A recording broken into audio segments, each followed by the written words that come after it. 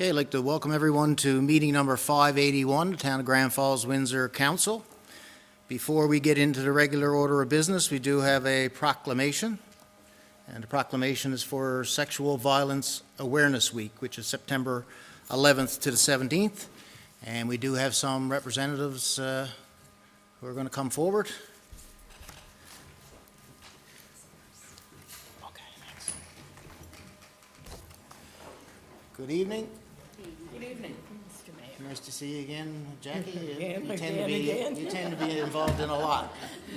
I'm going to be part of council before long. Yes, well, you know, there's always time for that. We wanted to get you here tonight. Obviously, again, you got a big event this week. We spoke about it last council meeting when you were here. You got a couple other guests with you this evening. I'm going to put you on the spot because I always do that. And I'm going to ask you if you would say a few words now. They can answer the questions tonight. Okay. They're the mouthpieces tonight. Okay, so basically the proclamation is September 11th to the 17th. And we know you got a big event this week with Take Back the Night.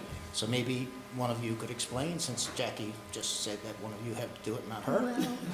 Well, I think what we want to do is bring to the forefront the abuse against women and the sexual violence.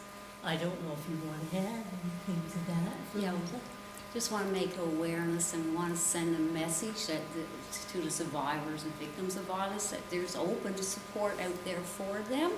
And we're in solidarity. We're going to march around, if weather providing, Church Road Park, and we have a designated route down Hill Street and I Street. So we just want to welcome everyone to come out and join us and support.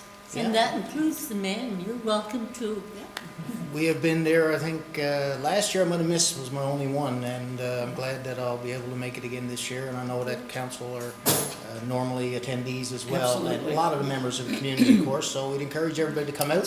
What time on Thursday evening did you say? 7:30 at Church Road Park, 7:30. weather permitting. If not, it's going to be held at the Memorial United Church. The United Church, Yes. if weather doesn't permit outside, okay. Mhm. So obviously a very serious issue and something you're drawing attention to for some time.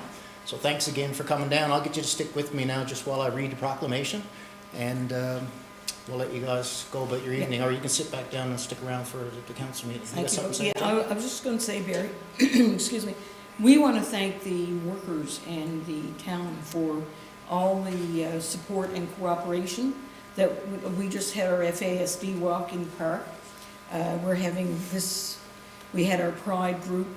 All the groups that we have, the town has been very, very supportive of everything that we're doing, and we really, really appreciate that.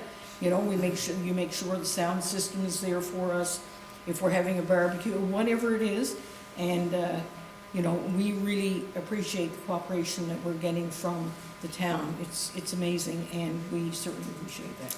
Well, thanks for that, and I guess I'd like to put that back on you now, because as you know, these groups you guys are involved in, and I know a lot of other people that aren't here are involved in, are really such an important part of the community, and the town obviously, it's automatic that we would support these causes because you do so much in the community to help particularly vulnerable populations, which we know more and more all the time. It's becoming a bigger issue in itself. And without these groups in town, you know, we wouldn't have the support that we have for people. So thanks to you on behalf of council and the town for what you all do. We appreciate it. We'll read the proclamation. Okay. Sexual Violence Awareness Week is September 11th to the 17th, 2023. Whereas Sexual Violence Awareness Week is the coming together of community groups to host events and awareness campaigns to provide information and education to the public around the issue of sexual violence. Whereas, as part of Sexual Violence Awareness Week, Status of Women Central will host a Take Back the Night event as a means for individuals to unite and voice the need to end sexual violence, fear, and victim blaming. Whereas this crime occurs far too frequently, goes unreported far too often, and leaves long-lasting physical and emotional scars. Whereas at every level, we must work to provide necessary resources to victims of every circumstance, including medical attention, mental health services, relocation and housing assistance, and advocacy during the criminal justice process. Therefore, I, Barry Emanuel, Mayor of the Town of Grand Falls, Windsor, do hereby proclaim the week of September 11th to the 17th, 2023 to be Sexual Violence Awareness Week in the Town of Grand Falls, Windsor.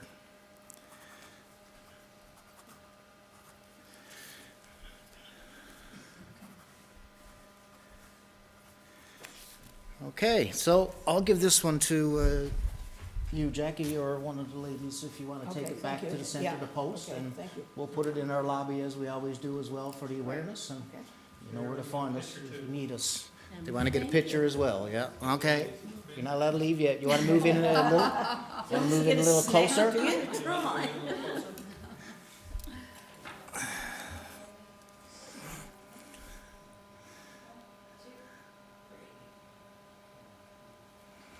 Good. Send it to us. Thank you. I will do. Thank you. Thank you. Thank you, everyone. Thanks. Enjoy your evening.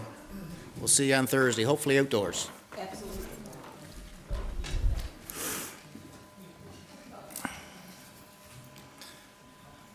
We'll let those folks just give them a minute.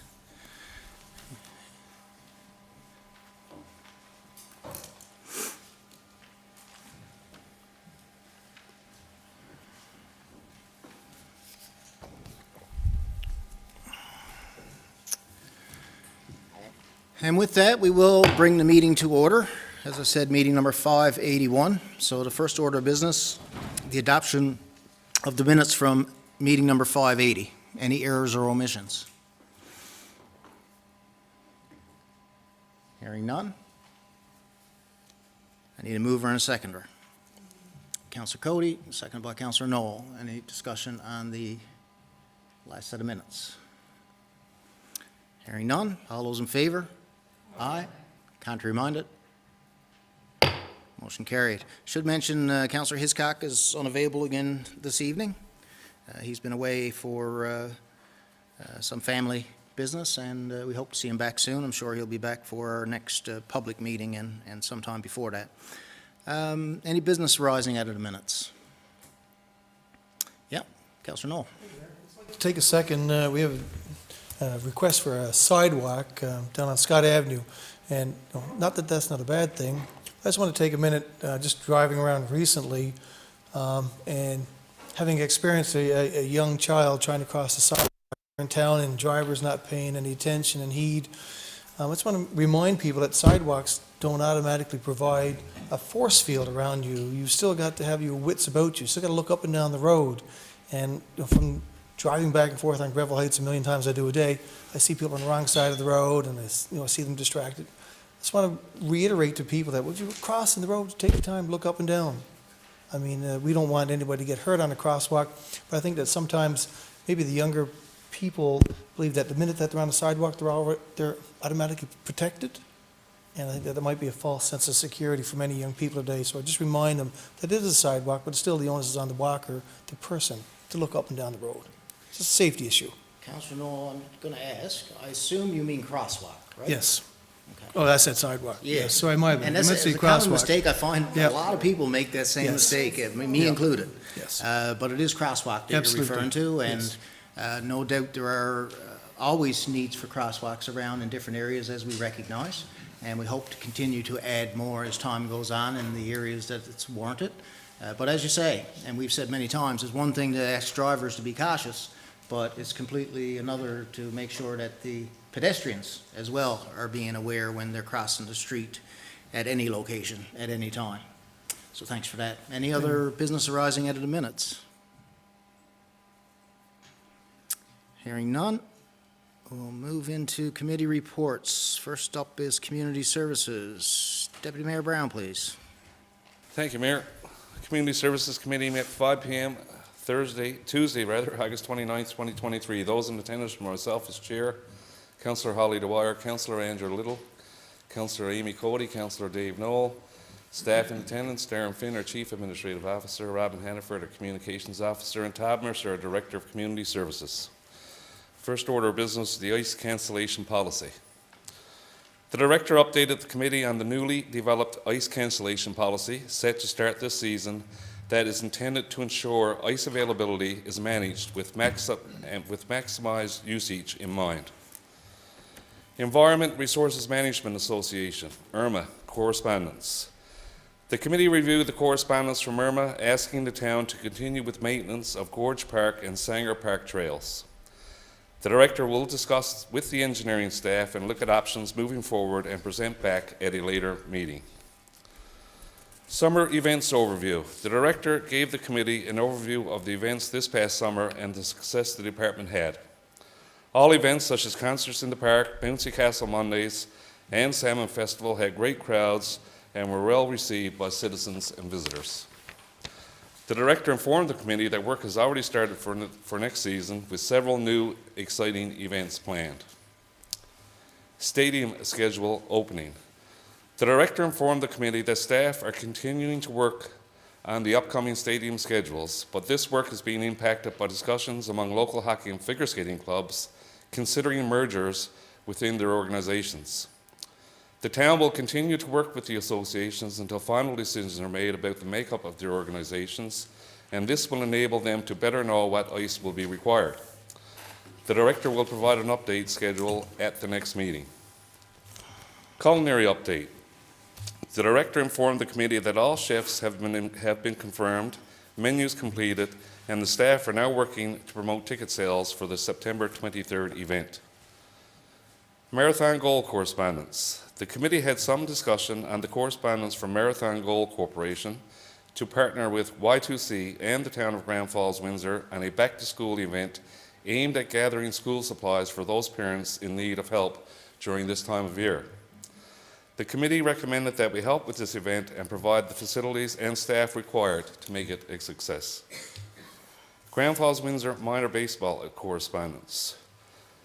The committee has some discussion on the correspondence from minor baseball on the redevelopment of C Field to a midget junior and senior field. The committee recommends that the director discuss with the engineering and development staff and develop a costing of the work that would be required and add it to the capital list to be considered in the 2024 budget.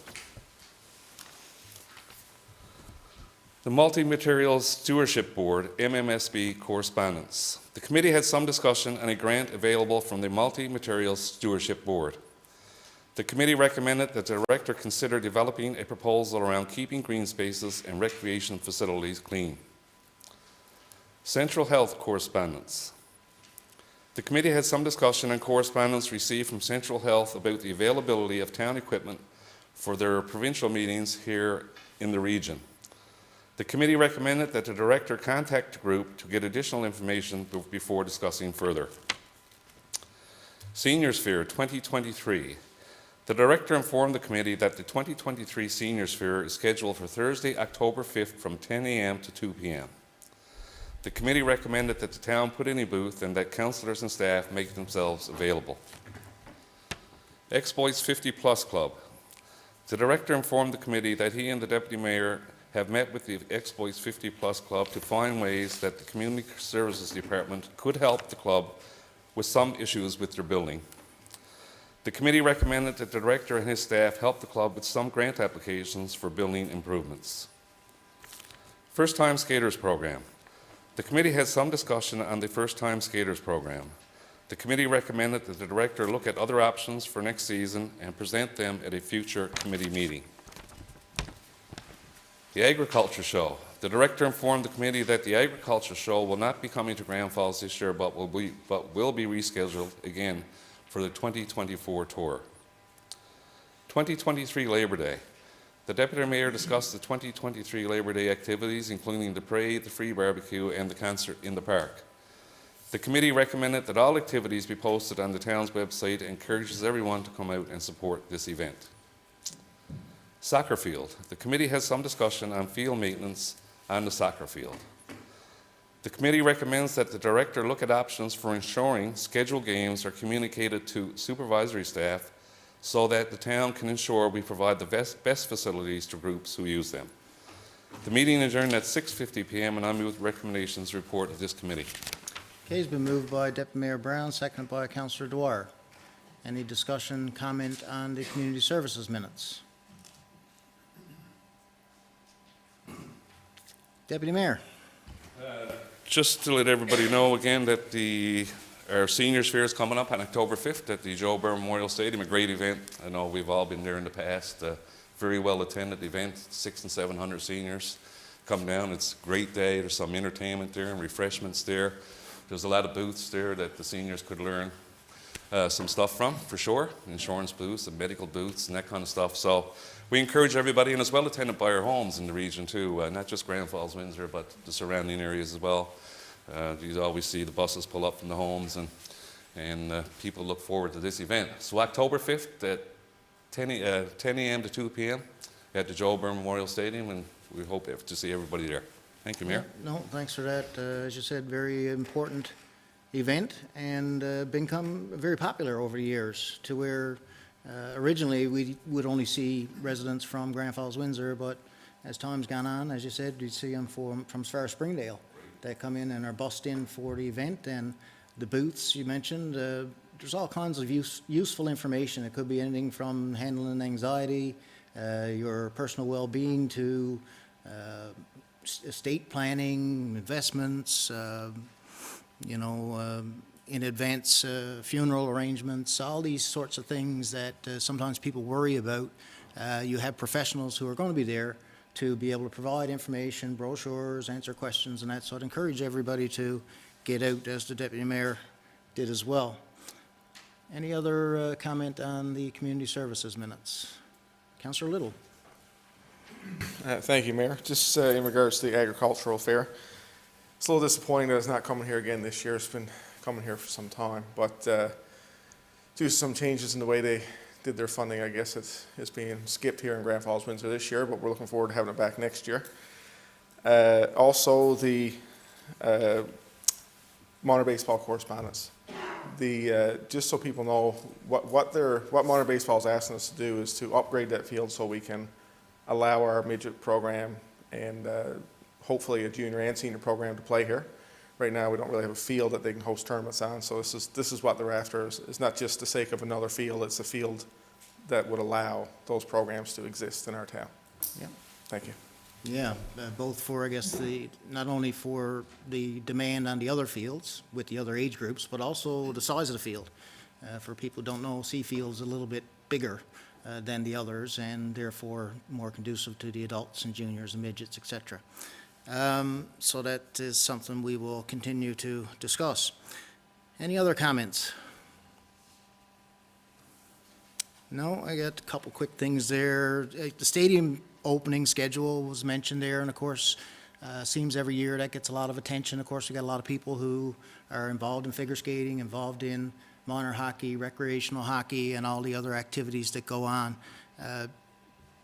I'd say over the last 10, 15 years, at least 75% of the time, the stadium wouldn't open until just after Remembrance Day weekend. And that was kind of the time that we shot for. The only times that it opened before then would have been, I think, the year maybe 2015 or 16 when Rogers Hometown Hockey were here, and we opened it for a Cataract game early. And beyond that, there's been a few years, like this year, that we will be opening the Joe Byrne after Christmas in January. The thing with the ice time is that, and I've always said this to general public when I talk to them, we've got two arenas, the Joe Byrne and Windsor Stadium, and we've got demand for an arena and a half. And when you factor in as well that, I guess because the Joe Byrne has heat and has been upgraded somewhat, that groups tend to want to have their ice time there for the most part. And especially for games and that, because you can get more people in there, etc. And, when it comes to rental groups and recreational groups, they tend to want all the best times. And, we try to accommodate everybody as best we can and continue to work with them, as Mr. Mercer would know full well, having done so for so long. But, our ice time in comparison to other communities our size is very reasonable in cost. I'm sure we're still the lowest amongst Corner Brook and Gander and, all the areas that are around St. John's. And also, in St. John's, I know if you want to get ice time with all those arenas, you might be playing 1 o'clock in the morning or 5 o'clock in the morning. And I'm not joking. That's not an exaggeration. So we understand and try to I guess, divvy it out as best we can, as fair as we can, and we got groups here who've been tenants in that arena for years and years and years.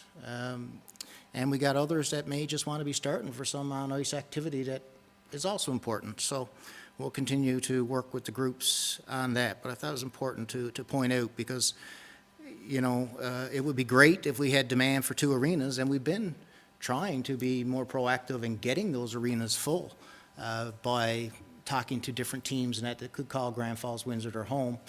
The Impact midget team is it, what's it called now, Andrew? I look at you. Pardon me, under 18, yeah. The under 18 team is an example of that. And we've had discussions with the potential in the future of having a junior A team that would be a part of the Atlantic Junior League. So there's certainly some potential there. And as everybody knows, we've been talking about the potential for a new recreation complex in the future. And ice sports would be a part of that as well. So I just wanted to mention that. The other thing I got there is just a quick note on Irma. People may or may not realize what that's all about. Irma asked us to continue to take care of Gorge Park, Sanger Park from a maintenance point of view. The history of that goes back pretty much ever since Sanger Park was built, which must be 20 years ago now, probably 25. And at the time, the town agreed to give Irma a grant annually to maintain those parks. And that was always the case up until, say, several years ago now. Irma's seasonal staff didn't always have the people there able to do the work, and the town were basically maintaining those parks anyhow. So prior to this year, we talked to Irma about that, and they were agreeable that we would just remove that grant that we've been giving them, which was $6,900, I think, annually, and that we would continue to do the maintenance.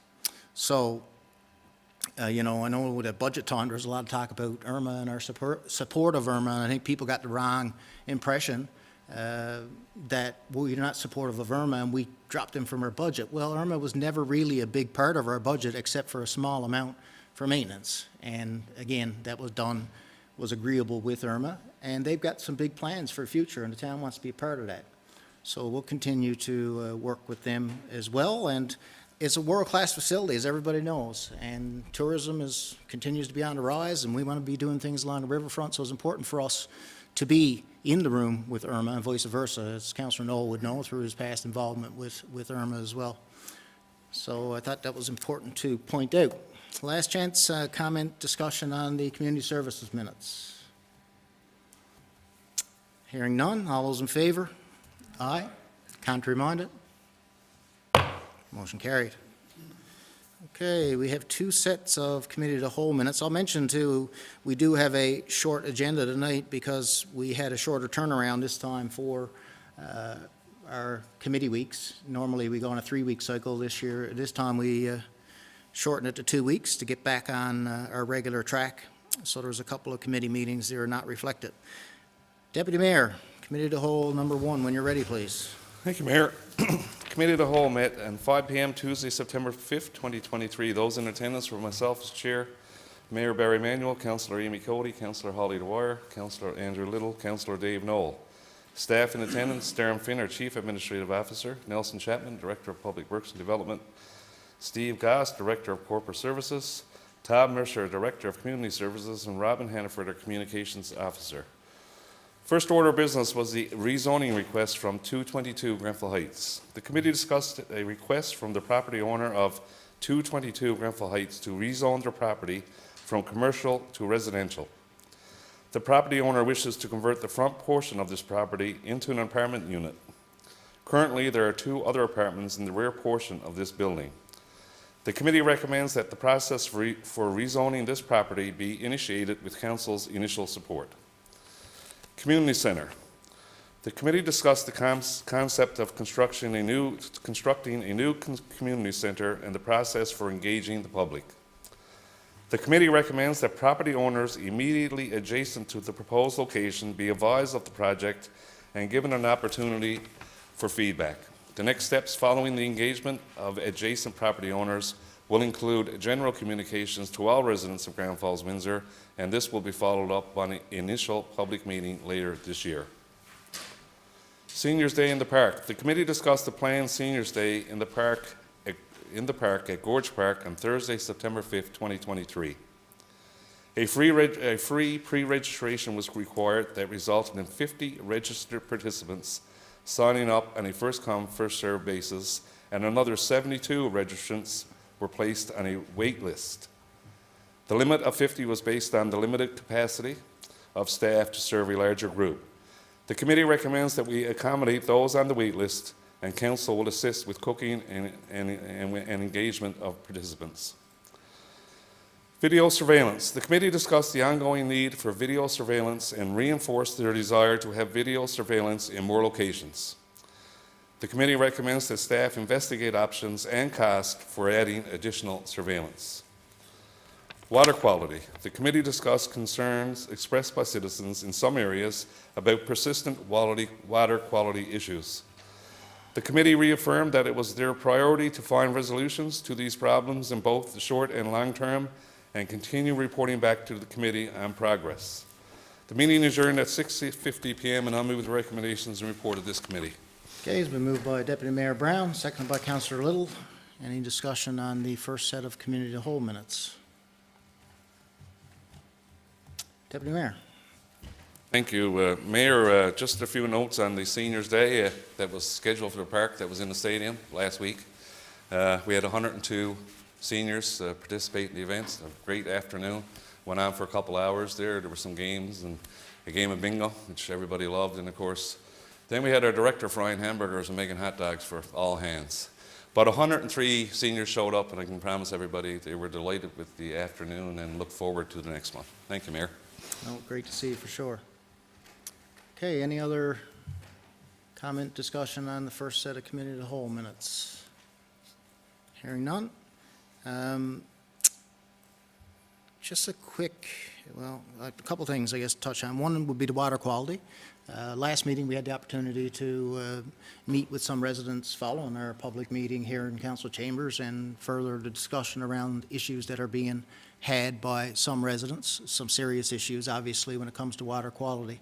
As I said to them, and I've said before, you know, we recognize that those are very important issues, and we want everybody in town to have clean water. And we've had a lot of resources put into this issue for many months now, and that includes our own staff who've been in these troubled areas to investigate, to try to find leaks, to looking at the flows and be able to determine what may be causing these issues. And it's just not really a clear idea in some cases. You know, we have some neighborhoods here in town where you have people who historically have been having some water issues, and someone across the street or just up the road a couple of houses have never. And then you go up a couple more houses and maybe there's another. I mean, they're all coming off the one line. And then you would think maybe it's on their own property, but all these people have checked all that themselves and did a number of things for the most part. So we have now as well, which is something we've been discussing for a while, we got some consulting that's going to be asked to enter into an RFP with council and with the town that would look at these troubled areas with another set of eyes. And we've had many different eyes, and we've corresponded and communicated with other municipalities and, you know, been doing whatever we can. But now we've got another consultant at this time that's going to come in and look at these troubled areas and really give us some, I guess, some very thorough information on what the issues may be or are. We certainly hope that would be as simple as that, and that we can then look at acting on those as appropriate. You know, we do also recognize that the vast majority of citizens of the town have good water and have always had good water, and we know there have been some things going on this year that we believe are contributing to some water issues that have never existed before, particularly in the Goodger Avenue area, we'll say, Sutherland Drive, we've had major construction project around Circular Road and area, and a lot of dig up, as has been evidenced by anybody who's gone near there. And when these valves are turned on and off, and we're replacing infrastructure, it causes disturbances to the existing lines, and is inevitable that you're going to get some dirt in the system. And we do flush, and have flushed our regular program all summer, but we'll flush especially if people are having discolored water. So that is definitely having an impact as well. But I'd like to end on that just by saying to people, as we told everybody before, we want people to report these issues. Like if you are having discolored water, let us know, because we have become aware of some people who hadn't reached out, and obviously if we're not aware, then we won't be able to act on it. So it's important to call the Public Works Depot. You can do that by calling 489-0420 or after hours 489-0430 for assistance, and to pass that along, and someone will talk to you, and hopefully we can get all that put behind us very soon. All right. The only other thing there was the video surveillance. Something we've been talking about for many years now, really, and we do have some video surveillance in some areas. When we looked seriously at having some broader coverage in town last, it would have been before, with the exception of Councillor Cody and maybe Deputy Mayor, I'm not sure, and maybe before his time, the costs and the technology were prohibitive. We can't have connection to the internet in some areas that are remote, very high costs, and of course the maintenance of the systems, and also just the sheer cost of getting them installed at the time was tens of thousands and thousands, hundreds of thousands once you get into the entire town. So now we recognize, and we've been talking about, the fact that technology has come a long way just in the last couple of years when it comes to being able to access internet services. And we do want to look to broaden our video surveillance capability. And that's great, and we want to do that. But at the same time, that's not necessarily the solution to everything either. We've had video surveillance in a lot of areas where, if you can identify individuals that may be taking part in particular behavior, you can address it. But as we all know, when it gets into the legal system as a whole, another story where, there's very little consequences for people who vandalize and that sort of thing. So, we can put the cameras around. I think that we really need to. And it also speaks to the need for municipal police as well, which I won't get into again here now. I spoke about that many times in the chamber, and we'll do so again. But I think it's important for people to know, keep your eyes out, be reporting. If you do have issues, if you have thefts, if you have vandalism, make sure you pass it along to the RCMP. The town and the town police are not trained, for one thing, to deal with, nor are they allowed under legislation to deal with criminal activity. It's just not allowed. And we don't want to put our officers in harm's way and deal with stuff. But the policing is an issue and continues to be, not because the RCMP are not doing their best, because they are, and we've seen improvements. But the same old story exists where there's not enough policing here in this region for the area that they cover. Buckens to Fortune Harbor, and all areas in between, with what was a full complement of 25 members, I think, and you can always take 25% of them away for light duty or new recruits or people who are on leave. And so you get down close to 10 or 15 members to cover this area 7 days a week, 24 hours a day, and you see very quickly that we do not have the resources that's required. And we've gone through more meetings with RCMP commanders and Zoom meetings and in-person meetings and lobbying government, and we want to make sure that we have the adequate policing here. And the geography of the region just doesn't allow us to be able to expect the RCMP with 10, 15 members active at any time to be able to police effectively. So, you know, again, citizens have your voice heard when it comes to government or any ideas that you may have. You know, there are community watch programs in other communities that are driven by residents, sometimes can be effective if done properly. So, you know, we're all in this together, and we do recognize that crime overall, not only here but everywhere, has increased. So we want to make sure that we have the proper police resources, and there was talk recently about the constabulary expanding from in the Corner Brook and going as far as Pasadena now.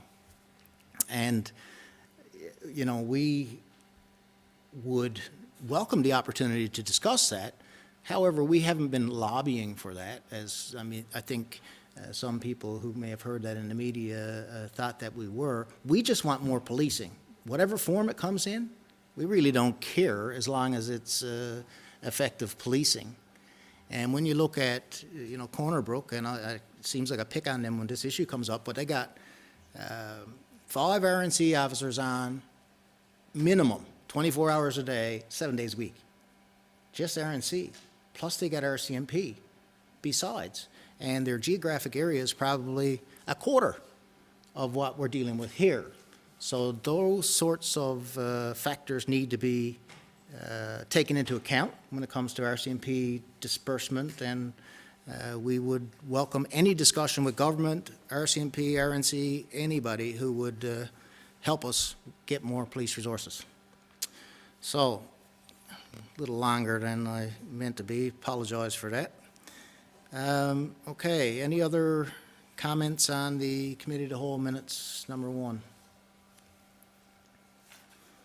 Hearing none, we're going to move on to seconder. All those in favor? Aye. Contrary-minded? Motion carried. I would like to correct a big mistake I made when I said that the Joe Byrne Stadium was opening in January. I don't want to start any riots. It is after Remembrance Day, and it will be opening November the 12th or 13th or sometime around that. So sorry about that. I didn't do it on purpose, and we are going to be opening in November, which is great, and we'd like to open it as soon as we can and becomes feasible to do so. Okay, we will move on to committee of the whole meeting number 2. Deputy Mayor will excuse us for this one.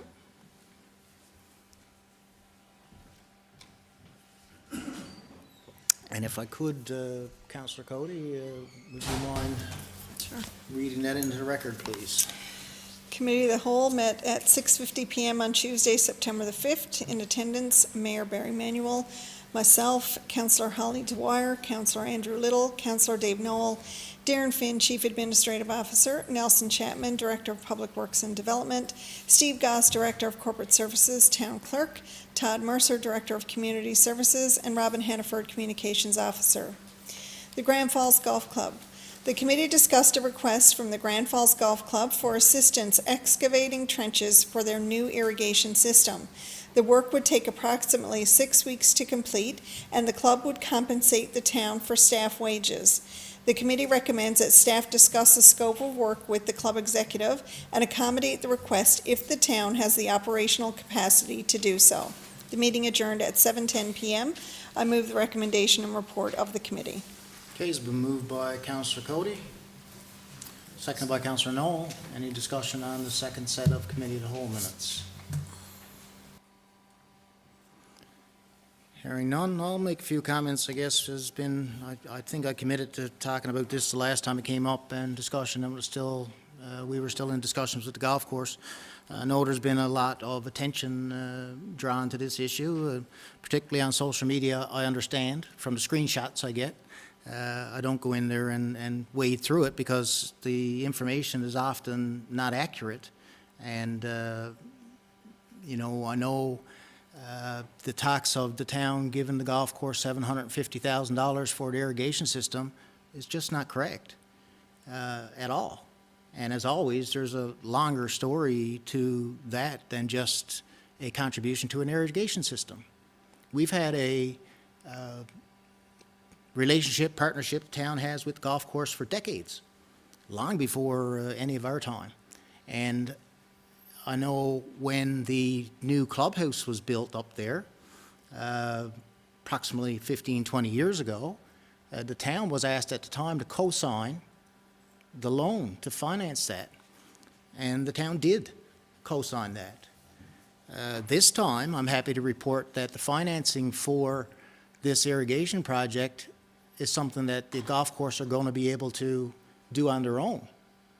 And the town's contribution is actually $375,000, and it's over 20 years. So we're not talking about $750,000 that we're giving the golf course. We're talking about over the next 20 years providing what's an average of $17,500 per year to the golf course to put in an irrigation system. The overall cost of the project is roughly about $1.4 million. So we're talking about roughly 25% of the cost over time. But that is contingent on a number of factors. You know, we are actually weaning the golf course off town support through this agreement. And if you look back the last 10 years, we've given the golf course, I think, somewhere between $400,000 and $500,000 towards grants in that mainly. You know, $25,000 comes to mind as something that we've been given. And really, it's no different than a lot of other things that we support. So when you look at that amount over the last 10 years and now 300 and something over 20 years to get this irrigation system, we're actually going to be given less to the golf course. We also have a commitment from the executive that they would meet with the town annually. We'll go through their financial statements. We will make sure that everything is in order. If we feel that a fee increase is required to the members of the golf course in order to continue to be a stable organization, then that's something that the town can request.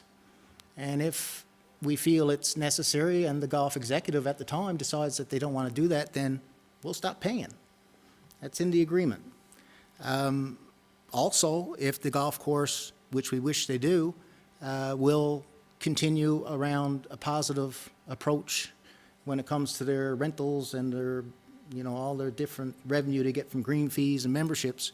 If they're in a really good financial position and the money's not required, then we won't be dispersing it. And obviously, it's going to take 20 years to see that unfold and how it goes. And, you know, you look at some of the other groups I mentioned, that we do for the golf course what we do for others. The golf course is a good, not only a good thing for the members, it's a good thing for the community. An 18-hole golf course can draw people to town. From a tourism perspective, it's big.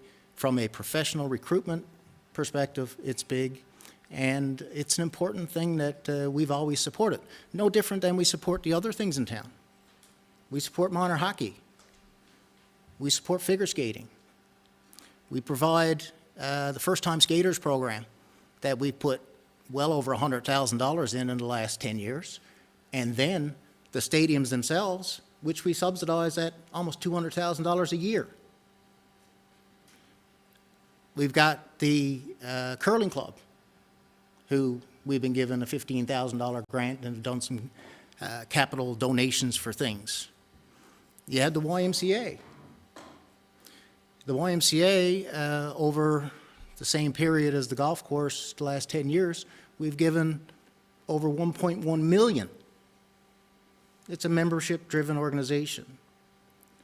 So, you know, to make the distinction that, and I know a lot of people have done, is to make the accusation that this is happening because our deputy mayor happens to work there, is ridiculous. Absolutely ridiculous. And I would suggest that there's some people that are going trying to spin that story in a negative way because the deputy mayor works there. All this information is here, and anybody's welcome to have it. We say we're open to questions all the time, and we are. And the worst thing I find is that there's a group on Facebook that, again, I don't bother with, but I do get screenshots from, that I've offered to meet with in the past, and they turned me down. We have been asked a lot of information requests over the past number of months. Our staff has been working diligently to get that information, and we've provided a ton of information. But somehow that information that we provide doesn't show up after we give it, which I find ironic when there's a transparency accusation going on, and we're trying to put out information, and if we want to inform the residents, well, let's make sure we get the information out there. So, you know, I mentioned minor hockey, figure skating, gymnastics, curling, YMCA, soccer, baseball. We support all those things. And when you look at the numbers, the golf course is not getting any better treatment than any other group in town. It's what we felt was warranted, and this irrigation system is long overdue. And by the way, I'm not a golfer, in case anybody's wondering if I golf. 3 years ago, I swung a club last, and it's a system that's going to really improve the course and make it more cost-effective, so that they've had people having to go out at 3 o'clock in the morning to go water greens during tournaments and that. Now, they're going to be able to press the computer button, and the irrigation system will kick in wherever they want it. So, you know, in effect, they'll save money that way as well. So it's much needed. It'll improve. What we got is a beautiful golf course. I know in 2024, which is only next year, it's going to be the 100th anniversary of that club. And we look forward to some things that are going to be bringing people into our community to spend their money, and what's going to be an improved course. So I just wanted to mention that because, you know, it really needs to be said. And if anybody wants to question me on that or talk to me about it, I can make myself available. Anything else? No? Okay. We got a mover and a seconder. All those in favor? Aye. Contrary minded? Motion carried.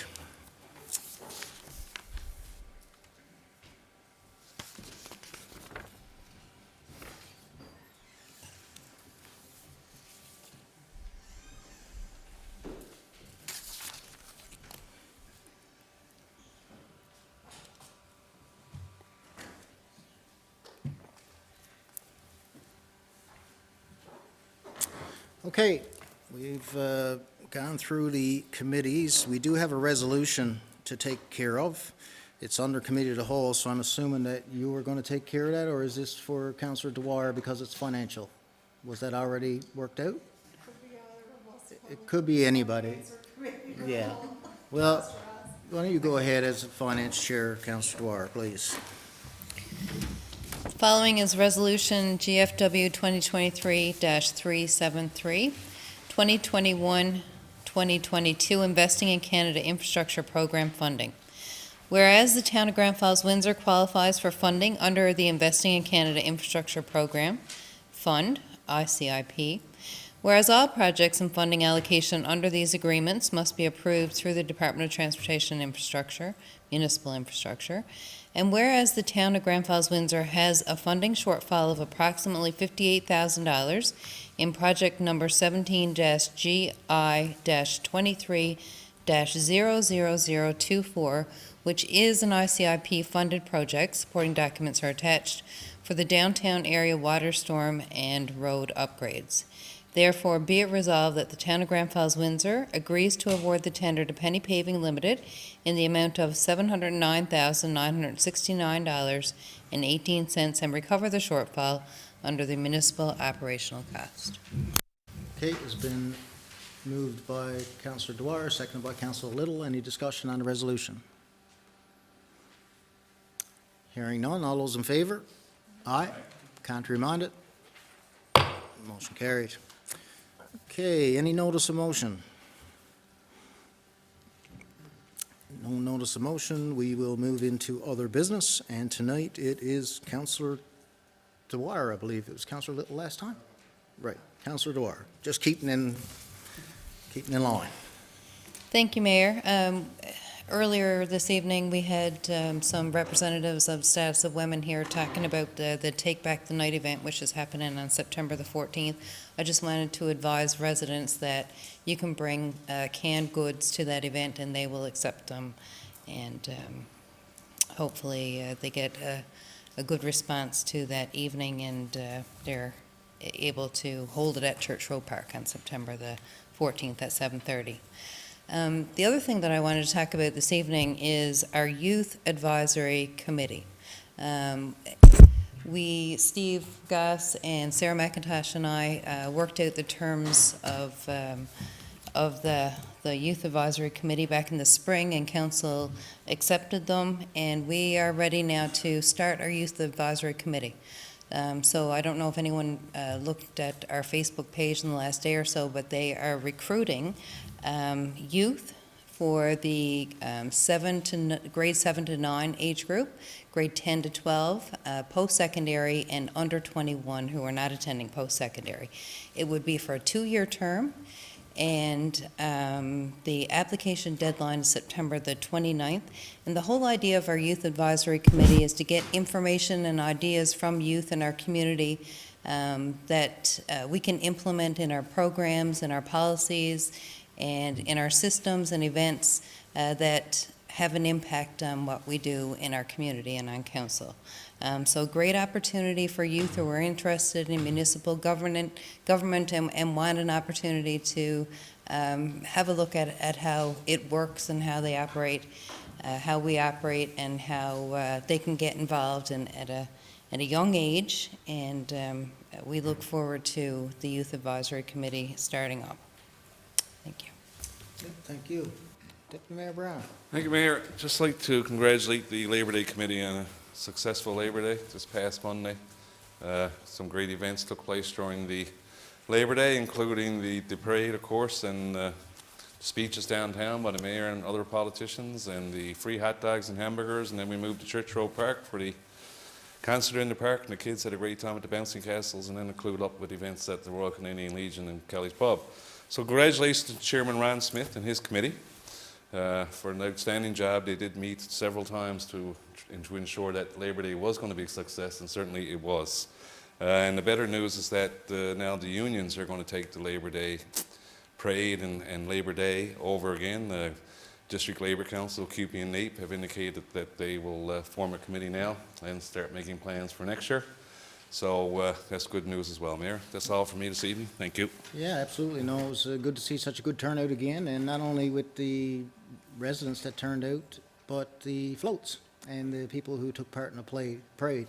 It was impressive, to say the least, and we had a beautiful day for it as well. So it's good to know that is going to be continuing, because, as a lot of people do know already, some may not, Grand Falls-Windsor is one of the only places anywhere now that continues that Labor Day tradition with the parade and recognize it, and as we should, with the history that we've had, particularly over the decades, with a number of prominent individuals who pushed the labor movement forward. And we've had the mill, of course, over 100 years. That mill was operating, and labor was always a big part of our community. So congratulations, and to yourself, Deputy Mayor, because I know you sat on that committee and you put a lot of time into it yourself. So we look forward to next year. Councillor Cody. Thank you, Mayor. Just a reminder to residents that we still have a bit of time left in our construction season, and there is a lot of work going on. There's some curb and sidewalk work happening. There's still a lot of paving going on. The circular road, dig up the Scott Avenue work is happening. So just please be cautious as you are driving around town. I know in some of the construction areas, and Nelson, you'll appreciate this one.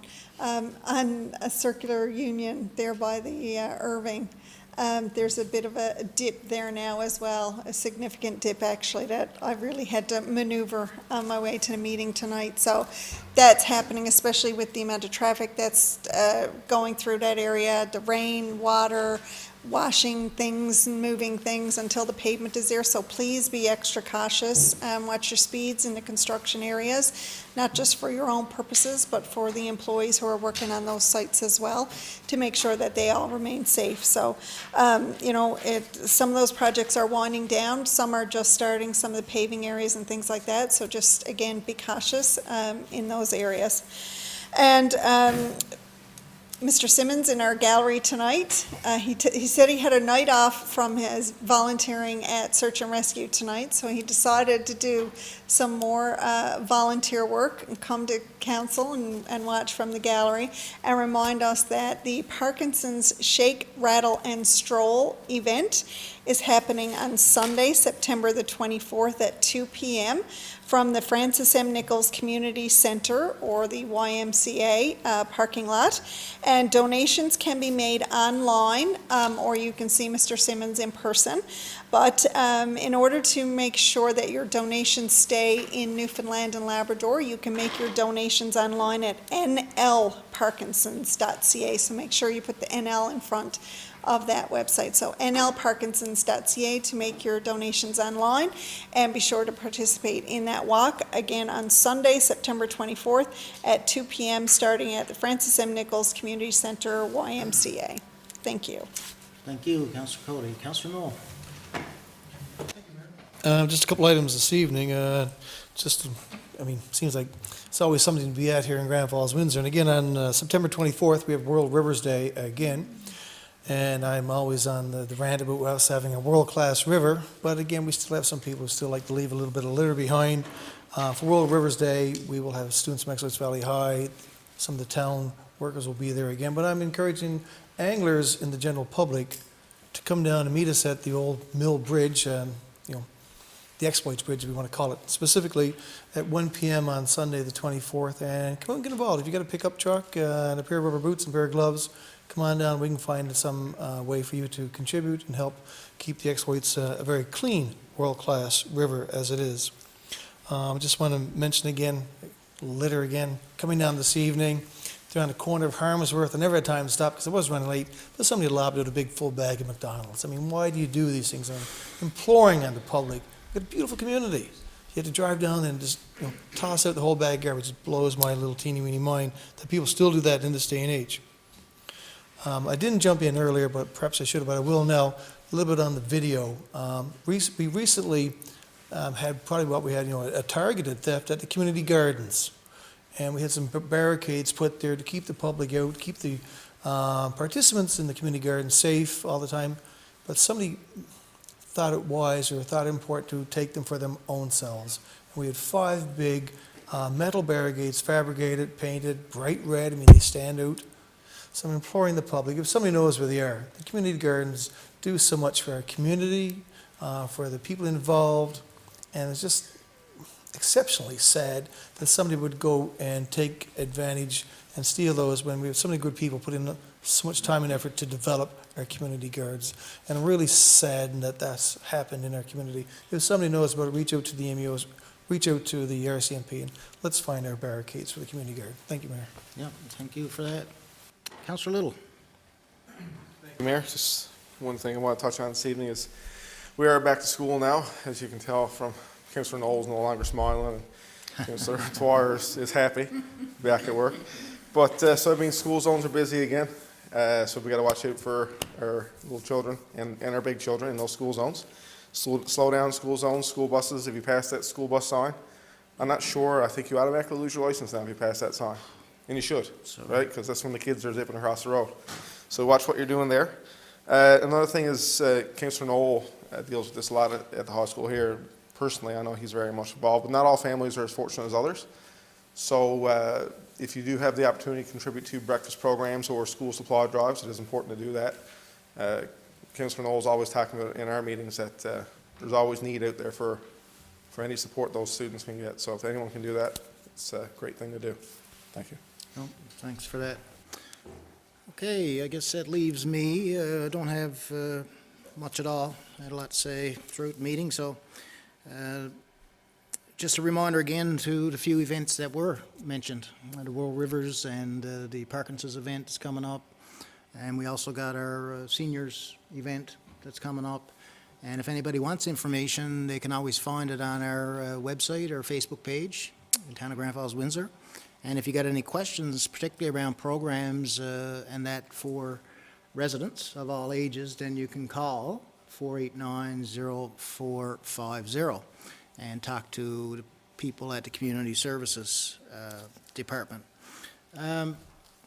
Seems like we're doing this a lot lately. I'm going to end this on somewhat of a somber note. We had I make a point, I guess, of, and a lot of people probably do the same, every couple of weeks or so, I'll go in on the funeral home sites and have a look, and it's, I guess the older you get, the more people you are familiar with that pass away, but, and unfortunately we can't recognize everybody. I'm not familiar with everybody, but we did have a young man who passed, Chad Haggett, just last week, and thought it was important to acknowledge Chad. He's a young man, for one thing, in his 40s, but he did a lot for the community. He was involved for a long time with the Lions Club, and actually was one of the people who got it revived after some time away. And he'd been raising money for Ronald McDonald House through the Red Shoe Walk for years as the local representative, and he served on the Ronald McDonald House executive as well, and a lot of other things. It's sad anytime this happens, but when you see someone who was very passionate about the community and didn't mind having his voice heard, it's really a shame. So if anybody wants to recognize Chad's memory, you can do so by making donations to the Ronald McDonald House in his memory, and that's available on the funeral home website, or I'm sure on Facebook and other places as well. All right, that's all I have. I'll call for a motion to adjourn. Moved by Councillor Cody, seconded by Councillor Knoll. All those in favor? Aye. Contrary minded? Motion carried. See you next time.